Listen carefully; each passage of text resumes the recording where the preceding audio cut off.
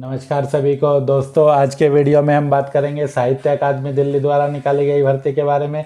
दोस्तों, जैसा कि आप स्क्रीन पर देख रहे हैं, साहित्य अकादमी दिल्ली के द्वारा मल्टीटास्क स्टाफ व जूनियर क्लर्क के पदों पर भर्ती का विज्ञापन जारी कर दिया गया है, जिसके लिए किसी भी जाति का कोई भी आवेदक अपना ऑफलाइन आवेदन भेज सकता है।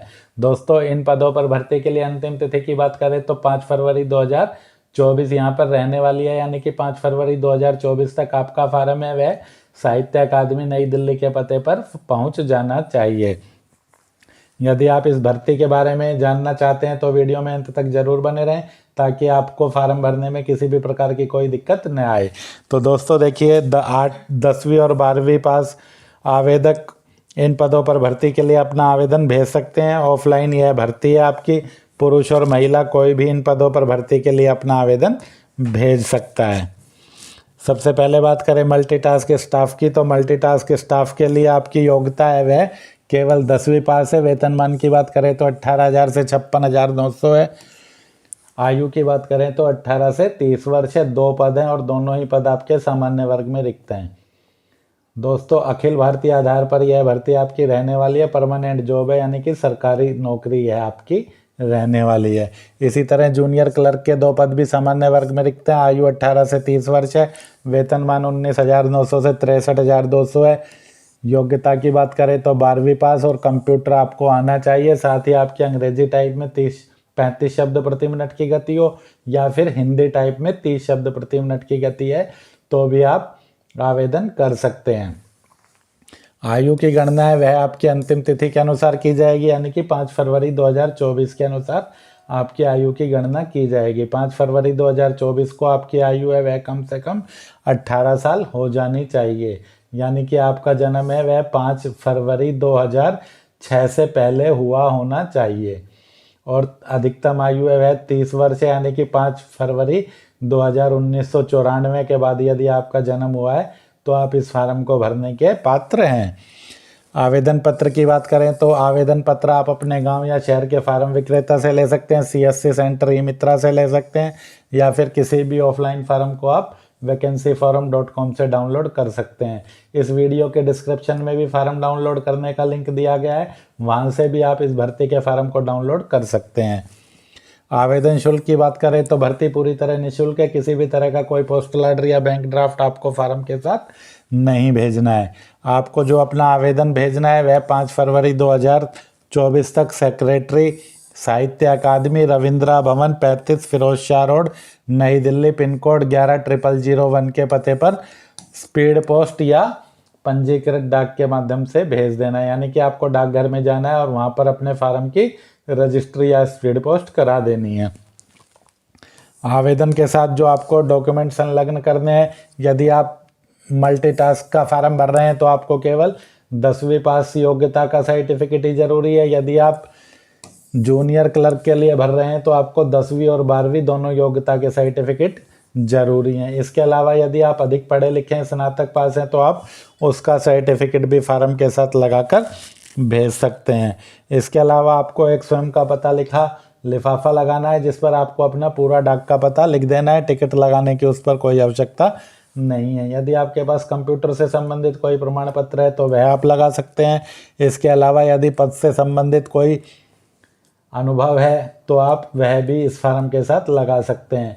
जो जरूरी प्रमाण पत्र है वह आपका मल्टीटास्क स्टाफ के लिए केवल 10वीं का सर्टिफिकेट है, और जूनियर क्लर्क के लिए आप 10वीं और 12वीं ये 2 प्रमाण पत्र लगाकर भी फार्म भेज सकते हैं। अन्य किसी प्रमाण पत्र की आपको आवश्यकता नहीं है। उसके अलावा सिर्फ आपको एक स्वयं का पता लिखा लिफाफा ही लगाकर भेजना है। जिस लिफाफे में आप अपना आवेदन डालकर भेज रहे हैं उसके ऊपर आपको application for the post of, जिस भी पद के लिए आप आवेदन कर रहे हैं उसका नाम लिख देना है, मल्टीटास्क स्टाफ या जूनियर क्लर्क। इसके अलावा लोकेशन में आपको हेड ऑफिस नई दिल्ली और कैटेगरी में UR, क्योंकि ये सभी पद आपके अनरिजर्व्ड हैं, अनारक्षित वर्ग में रिक्त हैं, इसलिए आपको कैटेगरी अनारक्षित ही लिखनी है। चाहे आप SC हैं, ST हैं, EWS हैं, OBC हैं, आप चाहे किसी भी आरक्षित वर्ग से संबंधित हैं, आपको UR वर्ग में ही अपना फार्म अप्लाई करना है। आवेदन के सभी कॉलम आपको अंग्रेजी के कैपिटल लेटर में ही भरने हैं। किसी भी प्रकार की कोई कटिंग या ओवर राइटिंग आपको फार्म में नहीं करनी है। भर्ती का विज्ञापन यदि आप देखना चाहें तो 6 जनवरी का रोजगार समाचार आप इस भर्ती के विज्ञापन के लिए देख सकते हैं। भर्ती के विज्ञापन के लिए रोजगार समाचार हमारे टेलीग्राम चैनल सिंगल प्रकाशन पर भी प्रत्येक शनिवार को डाल दिया जाता है, जहां से आप निःशुल्क रोजगार समाचार को देख सकते हैं, डाउनलोड भी कर सकते हैं। इसके अलावा भी सभी भर्तियों के विज्ञापन, प्रतिदिन के अखबार की कटिंग, प्रतिदिन का करंट अफेयर हमारे टेलीग्राम चैनल पर डाला जाता है। आप हमारे टेलीग्राम चैनल सिंगल प्रकाशन से जुड़ सकते हैं। टेलीग्राम चैनल से जुड़ने का लिंक इस वीडियो के डिस्क्रिप्शन में है। यदि आपने टेलीग्राम अभी तक डाउनलोड नहीं किया है तो आप टेलीग्राम डाउनलोड कर लें और सीधा सिंगल प्रकाशन को सर्च करके भी आप हमारे चैनल से जुड़ सकते हैं। दोस्तों, किसी भी भर्ती का ऑफलाइन फार्म लेने के लिए आपको कहीं भी भटकने की ज़रूरत नहीं है। सभी फार्म आपको डेट के अनुसार vacancyforum.com पर मिल जाते हैं, जहां से आप बिना किसी प्रकार की असुविधा के किसी भी ऑफलाइन फार्म को डाउनलोड कर सकते हैं और उसका प्रिंट निकाल कर भेज सकते हैं। देखिए, इस भर्ती का फार्म आपको किस प्रकार से भरकर भेजना है। सबसे पहले बात करें पोस्ट अप्लाइड फॉर की, तो जिस भी पद के लिए आप आवेदन करना चाहते हैं उसका नाम आपको इसमें लिख देना है। यदि आप मल्टीटास्क स्टाफ के लिए आवेदन कर रहे हैं तो मल्टीटास्क स्टाफ लिखें। यदि आप जूनियर क्लर्क के लिए आवेदन कर रहे हैं तो इसमें आपको जूनियर क्लर्क लिखना है। दूसरी बात आपको ध्यान यह देनी है कि फार्म के सभी कॉलम आपको अंग्रेजी के कैपिटल लेटर में ही भरने हैं। कहीं भी आपको स्मॉल लेटर का प्रयोग नहीं करना है। सिर्फ जहां आपको साइन करना है या जहां आपको ईमेल डालनी है वहां आप स्मॉल लेटर का प्रयोग कर सकते हैं। यहाँ पर आपको एक फ़ोटो चिपकानी है और फोटो को चिपकाने के बाद उस पर अपना हस्ताक्षर इस प्रकार से करना है कि आधा हस्ताक्षर आपका पेपर पर आए और आधा आपका फ़ोटो पर चला जाए। लोकेशन प्रेफरेंस में सभी को हेड ऑफिस,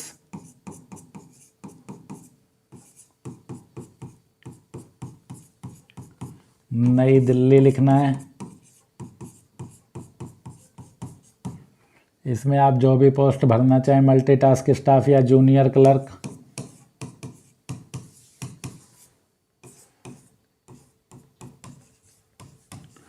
इसके बाद नेम में आपको अपना 10वीं के प्रमाण पत्र के अनुसार नाम लिख देना है। कॉलम नंबर 4 में आप अपने पिता का नाम, या महिला आवेदक हैं और विवाहित है तो पति का नाम भी लिख सकती हैं।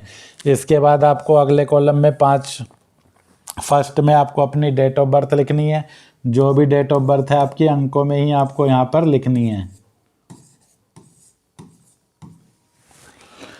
उसके बाद 5(2) में आपकी आयु कितने साल, कितने महीने और कितने दिन की हो गई है वह गणना करके आपको लिख देनी है। 6 नंबर में आपको कैटेगरी में सभी को यहाँ पर UR ही लिखना है। UR के अलावा यदि आप PWD यानी कि दिव्यांग है या एक्स सर्विसमैन है तो वह भी आप साथ में लिख सकते हैं। नेशनलिटी में सभी को यहाँ पर इंडियन लिखना है। कॉरेस्पॉन्डेंस एड्रेस में आपको अपने पत्राचार का पता, राज्य का नाम और पिन कोड सभी लिख देना है। कॉलम नंबर 9 में आपको अपनी ईमेल आईडी डालनी है। कॉलम नंबर 10 में आपको अपना मोबाइल का नंबर लिख देना है। कॉलम नंबर 11 की बात करें तो इसमें आपको अपनी एजुकेशन क्वालिफिकेशन का विवरण डालना है 10वीं से आरंभ करके। सबसे पहले इसमें मैट्रिक लिखें। 10+2 पास है तो नंबर 2 में आप 10+2 लिख दें। यदि आप ग्रेजुएट पास हैं तो नंबर 3 में ग्रेजुएशन की डिटेल डाल दें। मल्टीटास्क के लिए भर रहे हैं तो सिर्फ मैट्रिक की डिटेल भी सफिशिएंट है। यदि आप ज़्यादा पढ़े लिखे हैं तो 10+2 या ग्रेजुएट डाल सकते हैं। नेम ऑफ बोर्ड, यूनिवर्सिटी में जिस भी बोर्ड से आपने अपनी 10वीं की परीक्षा, 12वीं की परीक्षा, स्नातक परीक्षा उत्तीर्ण की है उसका विवरण आपको डाल देना है। इसी तरह से इसमें डालना है ईयर ऑफ पासिंग में जिस भी सन में आपने परीक्षा पास की है वह डालना है। सब्जेक्ट में जो आपके 10वीं के सब्जेक्ट थे वह सभी लिखना है। इसी तरह 12वीं के सब्जेक्ट। परसेंटेज ऑफ मार्क्स में आपको 10वीं का प्रतिशत और 12वीं का प्रतिशत यहाँ पर लिख देना है। इसी तरह यदि आप स्नातक की योग्यता डाल रहे हैं तो उसका विवरण भी आपको डाल देना है। नॉलेज ऑफ कंप्यूटर, यदि आप जूनियर क्लर्क का फार्म भर रहे हैं तो सभी को यहाँ पर यस लिखना है, क्योंकि जूनियर क्लर्क के लिए कंप्यूटर का ज्ञान अनिवार्य है। यदि आप मल्टीटास्क का फार्म भर रहे हैं तो आपको कंप्यूटर आता है तो यस लिख दें, वरना यहाँ पर आप नो लिखें। Knowledge of typing, junior clerk के लिए टाइपिंग यस पे टिक करना है आपको। जिस भी लैंग्वेज में आपको टाइपिंग आती है उस लैंग्वेज पर आपको टिक करना है और कितने शब्द प्रति मिनट की आपको गति है वह आपको लिख देनी है। हिंदी में आती है तो आप हिंदी में लिखें।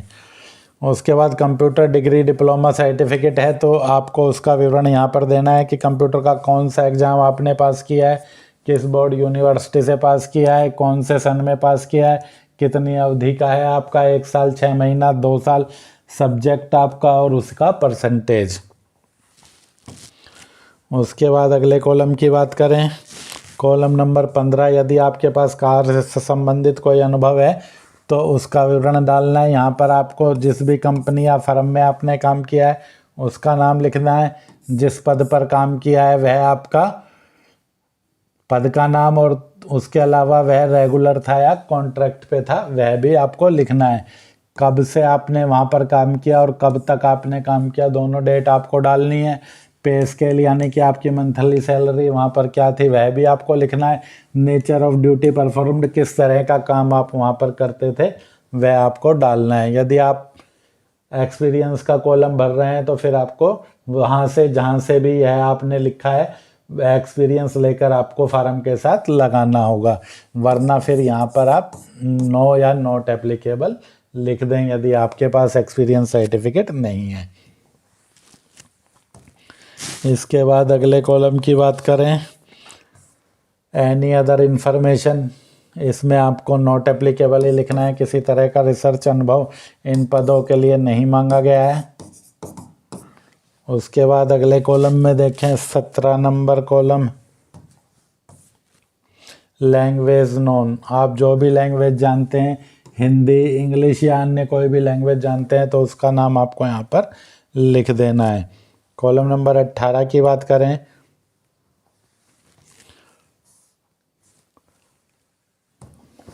तो यहाँ पर आपको पहले में नो डालना है, दूसरे में भी आपको नो ही डालना है, तीसरे में भी आपको नो ही डालना है,